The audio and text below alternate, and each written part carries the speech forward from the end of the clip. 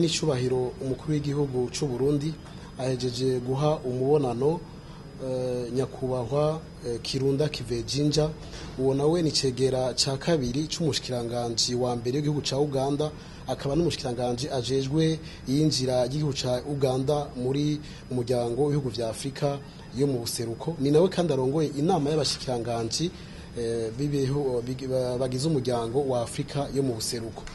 Yari yaje rero yitaba inama mpuzamakungu ijanye n'igitoro muri Afrika y'ubuseruko, akaba rero inyuma y'iyo nama yasavye ko yo kwakirwa n'icubahiro umukuru w'igihugu c'u Burundi.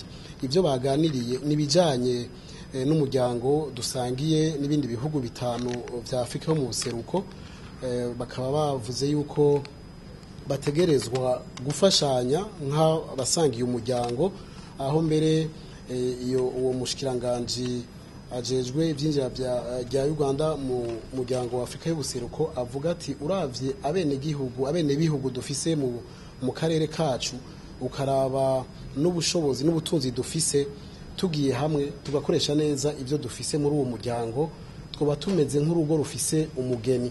Ati abasaba umugeni baza ari benshi, mugabo tukamuha abadushimishije, abakozi ibikorwa vy'umusavyi. Ati uwo mugeni nawe tuvuga si uwundi, ni ico gitoro cacu, nubwo butare bwacu, nayo mazi yacu, nubwo nizo nguvu z'abene gihugu bacu. Ati rero tube nk'abagize umuryango umwe, dufatane mu nda.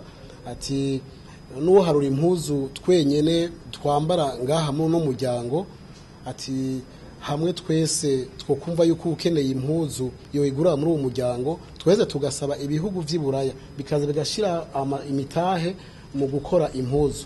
Ati abanyaburaya batabikoze, abanyaziya nk'abashinwa n'abahindi bashobora kuza kubikora. Ati gihambaye nuko dushira inguvu hamwe, tukumva ko dusangiye gupfa no gukira, tukumva ko turi bene mugabo umwe, dusangiye umuryango ugizwe n'abantu bamwe kandi bose basangiye gupfa no gukira.